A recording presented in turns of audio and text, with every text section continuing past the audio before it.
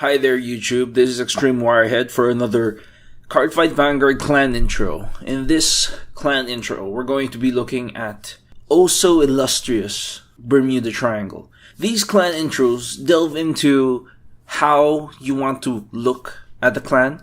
It introduces the clan, makes you understand where it's coming from, the kinds of things that you need to watch out for, and especially the philosophy is very important in that it really does change the way that you will be playing this clan, or in the other side of the fence, how you would go up against this clan. Bermuda Triangle is a clan of mermaid idols, at least that was the initial intent, and it is more or less an excuse for Bushiroad to just have a lot of women in a single clan. There is absolutely no men, which is kind of strange for a clan, but not out of the question for a game such as this. They have a very, very simple mechanic. Bermuda Triangle goes around touting this very simple skill. Cards that are on the field can jump back to hand. Cards that are in the hand can jump back onto the field. This combinatorial interplay between going in and out of the field, doing funny stuff, increasing power, drawing cards, is central to the theme of Bermuda Triangle. Because everything keeps jumping back into your hand, it means that the defensive potential of this clan is very good, meaning that it isn't very hard to guard. It also means that you will have additional attacks. It is quite often that you will see this clan go up to the 4 or 5 attacks. And otherwise, it makes it so to create this situation that has so many pieces flying around everywhere, but you still have a clan that is, in many respects, a decent choice. It is a strong clan that has many different options. It is a highly technical clan where even if you don't understand everything that's going on the surface level, the effect itself is very, very powerful. I think that's a very good introduction to just how you should be thinking for Bermuda. To delve deeper into it, we should probably look into the cards. And the first card that I want to look at is the good old-fashioned Somni. Fluffy Ribbon Somni teaches us a very simple thing. When this unit hits a Vanguard, choose one of your rear guards, return it into your hand, choose up to one card from your hand, and call it to R. This unit gets 3000 power until end of turn. Somni is very simple. It teaches you the basic mechanic of Bermuda Triangle more or less in a single card. When effect conditions are met, you will notice that Bermuda Triangle tends to jump back cards from the field onto their hand. In the other hand of this yin and yang effects of Bermuda Triangle, they then have the ability to call extra cards from their hand onto the field to increase the number of attacks. This numerical play, this balancing act between cards that put stuff into your hand and cards that call stuff into your hand is the driving mechanic of Bermuda Triangle. Understanding how to time either of these effects and how to plan out either of these effects, knowing when to guard because it is efficient to you, knowing when not to guard because it is useless to you, is probably going to be your greatest tinkering mode when it comes to Bermuda Triangle. Let's move on to the next card, which is the G3. I don't want to look too much into the G4 because a lot of them, over however long this clan has been around, has been really complicated, and it really does make it difficult to talk about without making the entire thing overly complicated, I would think. The next card that I want to look at is the G3 Vert. Vert, I think, and in general the Prism line, is probably a really good starting point when it comes to this clan. It is the point where they became somewhat of a meta clan, and it is also the point where you can understand the fancy mechanics without being overwhelmed with some of the newer mechanics that they've had in the past. This is the break ride of the clan, one of the break rides, and her skill is when a Bermuda Triangle rides this, draw a card, choose up to 2 cards from your 2 rear guards, return them to your hand, choose your Vanguard, and gets 10,000 power. Very simple. You technically just use it for the draw. The ability to put cards and reassemble them onto the field is another nice bonus. And as you will see later, it actually works very well with some of the other pieces in the clan. Vert is really, really, really simple. And that's what's important. It doesn't do anything fancy. It relies very little on the number of different things on your field, but because of the simplicity, it actually makes it really, really strong. Being able to draw just because you lose a card is a really good benefit. It reduces the number of downsides to rewriting on the G3, and it not only does that, but it also filters out your hand from the G3s, which is really good. Returning cards from your rearguard onto your hand means that you can keep them for guarding later, or to re-establish the correct lineup that you were hoping to use. And to pair this G3 off, we have to talk about one card in particular, Prism Promise Labrador. When this unit attacks the Vanguard on limit break, choose up to 3 cards with Prism in its card name from your hand, call them to separate R. If you called 3 rearguards, this unit gets 10,000 and a crit. Labrador is a very important card because it teaches you about how these power plays all come together. When you have all these mermaids dancing around all over your face, they're going in and out, you want to leave space for 3 open slots just for Labrador. Because once Labrador comes out and attacks, you can choose up to 3, and if you do choose 3, then you'd get a crit, which is very important in this game. Labrador's skills and abilities try to masterfully tie into this combination. Her act skill is Counterblast a Prism, choose a Prism, and return it to your hand. Setting it up is rather expensive from this card alone, and that was intentional. You want to use the other cards, such as Vert, as I've noted before, and other pieces that we have yet to talk about, to return them to hand. This would make it very cheap and very simple to use, and makes almost for counterblastless and soulless use to get a crit, which is very, very good.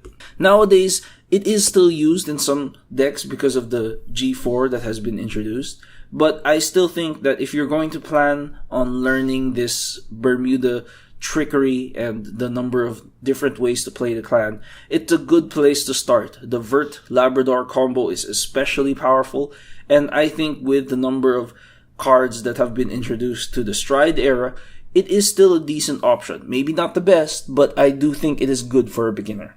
Going down to the G2, we're going to look at 2 cards. The first card is Spica. Spica is the first generation break card that I wanted to look at. Counterblast 1, when this unit attacks a Vanguard, if it is boosted, you may pay the cost. If you do, choose one of your other rear guards, return it to your hand, choose a card from hand, and call it to R. And the card gets 3,000 power if you actually care. Spica does the very important task of increasing the number of attacks. It is actually beneficial for it to be the second rear guard to attack, because the first one needs to be rested to take advantage of the combo. This would mean that you can attack unboosted, and then plan out an attack with her boosted, and then call another unit. You can actually double a Spica to increase the number of attacks from the potential 3 attacks that this combo calls into question into a Counterblast 2 and attack for 5, which is really, really good. It is one of those cards that I think was rather important because of the number of plays that you can make. It is, of course, expensive because it uses a counterblast, but because it increases the number of attacks so easily and so clearly, it is still a very, very good card. And I think if you were going to look for any card that can work in many, many different decks, this is probably one of them. I do think it's a rather expensive card to find, but I still think it is a decent card to find to teach you a number of different tricks and a number of simple ways of increasing the number of attacks that you're capable of doing. Of course, understanding when not to use such a thing is probably part of the fun and probably part of the learning when fighting with this clan. The next card I want to look at is Pretty Celeb Charlotte. Pretty Celeb Charlotte's skill is Counterblast 1. When this unit's attack hits a Vanguard, if you have a Bermuda Triangle Vanguard, so it only works on the rear guard, you may pay the cost. If you do, return this card to your hand, choose up to 1 Bermuda Triangle not named Charlotte from your hand, and call it to R. Does almost exactly the same thing as Spica, but it also does it to you. It rather does it to itself. This puts you into a very interesting situation where you can rise and increase the number of attacks by sheerly having this card on the rear guard, which is, I think, very important. It is More important to note that Bermuda Triangle does this in a very, very strange way. There are cards that target other cards, making them jump back to hand, making them go back onto the field. There are also cards that actually act on their own, giving power to themselves, giving effects to themselves. There's this very clear yin and yang to the number of different ways that they play out, and because of this push and pull, it means that there are a lot of choices. This is a very big clan with a lot of different cards that I had to go through, and it is very important to note that sometimes they just work by themselves rather than working in unison with other cards. Charlotte is a great card, especially when you're not exactly sure what to put in, because it does increase the number of attacks by itself. It is very easy to do because it has to hit first before anything happens, and that means that you know whether or not they have a trigger in many cases and understand whether you should be using it. It actually allows you to call another card on any R, which means that if you need to call a booster on a separate row, it also works.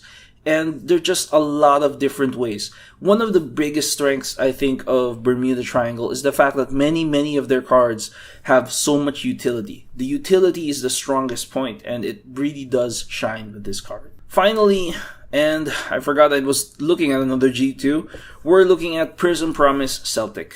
This card is one of the simpler cards that really do introduce you to another strange mechanic that you will only see when you're playing Bermuda Triangle. Soul Blast 1, when this unit is returned to your hand from the rear guard, you may pay the cost. If you do, choose another of your Bermuda Triangle, and that unit gets 4,000 power until end of turn. Celtic is not a great card by today's standards, but it is still important to note for one very good reason.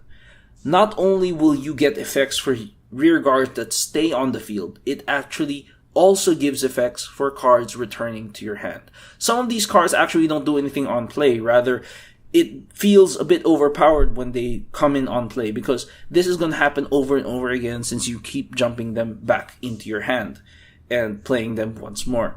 Instead of that, to reduce the number by an estimated 0.5 to 1, we are talking about a card and many other cards that only do their effects when they return to hand. This means you're going to have to wait to activate certain skills before stuff happens, and because of this, it does mean that it is slightly slower, but still really decent because it still happens during the battle phase.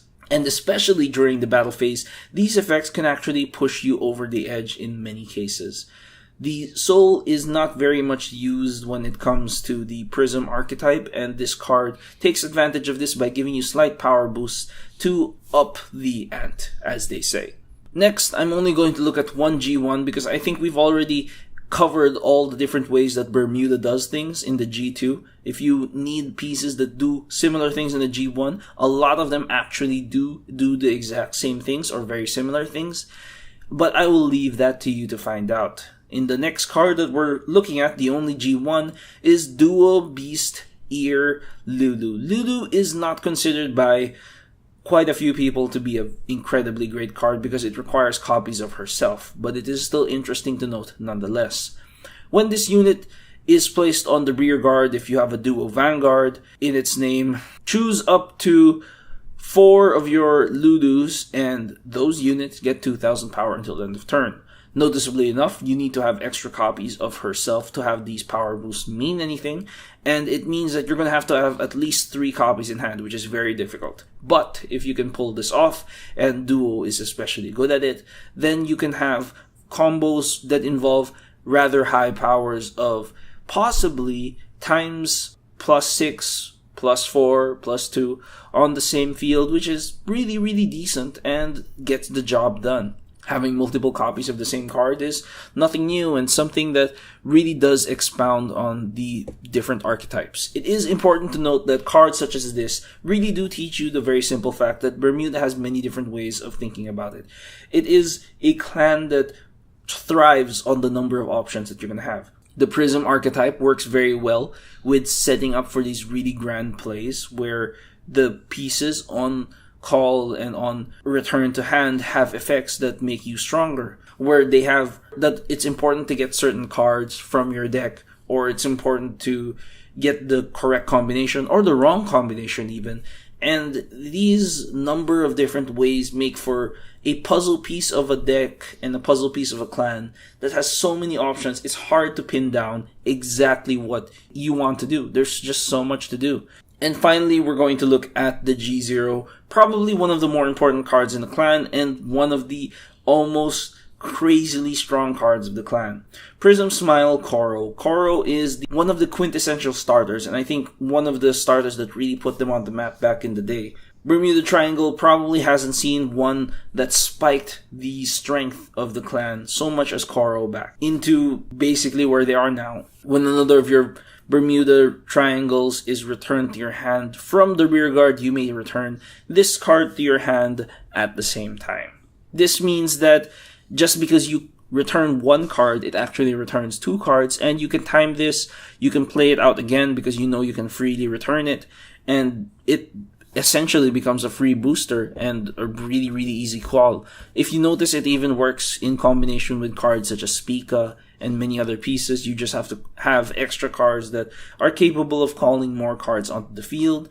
It is a versatile card with many different uses. If you don't call it back during your battle phase, you can use it as a 10k guard. There are just so many good things about this that I can't list them out. I don't even know all the tricks that are up. And I think that really does end my discussion on Bermuda. It is a clan of toolbox of many pieces. The clan is so large that if you need a certain combination, they probably have it. And it's just a matter of mixing and matching exactly how much you want this push and pull mechanic of cards being played to cards jumping back into your hand, and understanding this mechanic and how this dynamic changes when you're going up against different clans will be the mark of a great player. It is a clan that has very much technical prowess in mind, and in that sense, it is very, very difficult in many ways to understand exactly what you want to do. When you're going up against this clan, you're going to have to watch out for the key G1s, the key G2s of the archetype that you're up against. I would urge you to do some research on finding out what were the most important cards in the clan. A lot of them are very, very situational. Many of them are the G2 lines, and I think it is important to watch out for them. But probably the biggest problem when going up against the fabled Bermuda Triangle is the fact that when you're going up against them, all of these effects happen during their attack phase or battle phase. It means that many of these effects are actually not stoppable, and because they keep jumping back into your hand, it is very, very difficult to remove these advantages without them compounding upon themselves. I would urge people to try and rush them, but I do know that because of the earlier pieces such as the Prism, getting cards that don't require generation break, it is still very difficult. It is a clan that can be conservative while attacking in multiple fronts. If they leave any rear guards onto the field, it might be because they are expendable to them. In that case, though, it is still very much a Magallanica clan. Because it is a Magallanica clan, you will benefit highly for removing cards from their rear guard, and controlling the field is one of your greatest strengths when going up against this clan because of the number of attacks that they can do. It is still a clan that in many ways needs to get the correct combination of cards or a completely different combination of cards to get the effects going. So they do have quite a wind-up, and trying to stop them from getting through this wind-up is going to be your best bet when going up against them. Anyway, that's it for me. I hope you enjoyed this. Bermuda Triangle is not my forte. It is a clan that has so many different things going for it, but it is still an incredibly complicated clan. As a good friend of mine would say, it's more or less a bounce, jiggle, bounce, because every time a card jumps back into the hand, it's like everything's bouncing once again. It is a strong clan. It has art that has had taken the hearts of many different people, and I think it's still a great place to start learning about Vanguard. It is definitely not for the meek of heart. It is an incredibly complicated clan and has many different pieces going. But if you're looking for something that has art that's nice to look at and can teach you many different ways of going through the motions, I think this is a good place to start. This has been Extreme Wirehead, and that is my final Magellanica clan intro. Peace.